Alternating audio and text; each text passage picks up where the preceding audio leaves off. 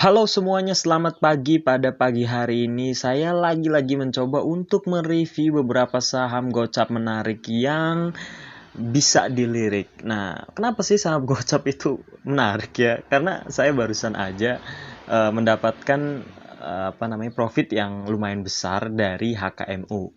Saya profit sekitar 60%, 60 lebih ya, 62 kalau atau 63. Saya beli di harga gocap 50, saya jual di harga 81 kalau nggak salah. Nah,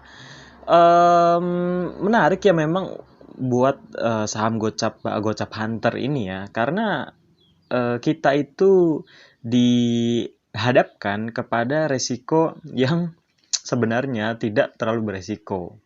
Beresiko sangat, kalau misalnya kita nggak bisa money management atau pengelolaan keuangannya sangat parah gitu. Misalnya kita taruh semua di satu saham gocap misalnya, itu sangat beresiko. Tapi kalau kita melihat cara untuk mengetahui ini saham bakal mati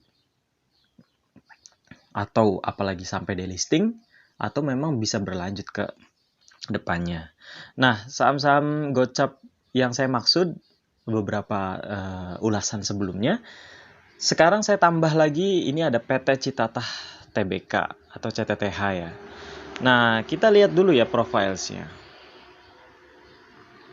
Profilesnya Citatah ini perusahaan bergerak di sektor industrial. Subsektornya adalah industrial goods.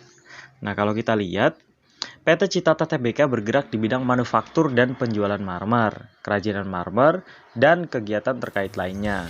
Perusahaan mulai beroperasi secara komersial pada tahun 1976.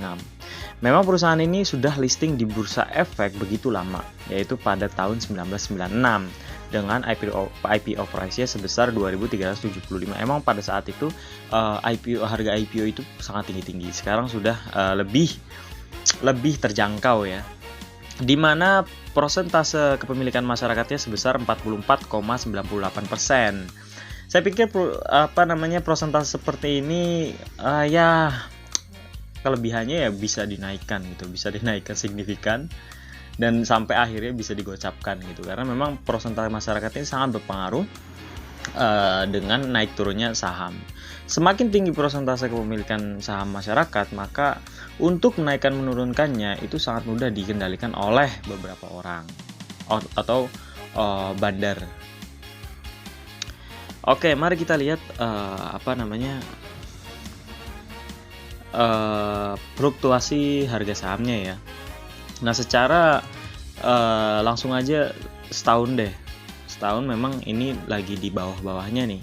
Di harga tertinggi 76, di harga terbawahnya sekarang lagi 50. Kalau kita lihat secara 5 tahunan, memang perusahaan ini itu lagi fase downtrend. Tapi sekarang kalau dilihat 3 bulan terakhir dia lagi konsolidasi di harga 51, 52, tapi tetap ada detak jantungnya tuh.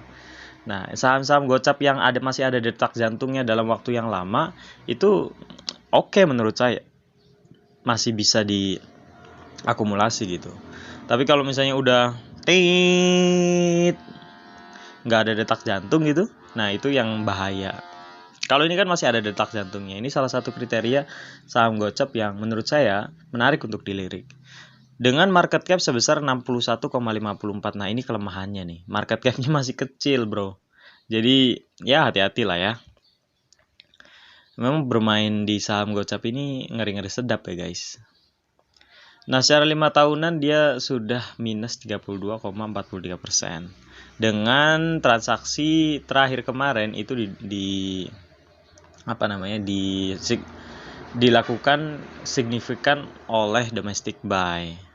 Nah, di sini kita lihat bandar yang membeli itu ada IF, dengan bandar yang menjual itu ada EP.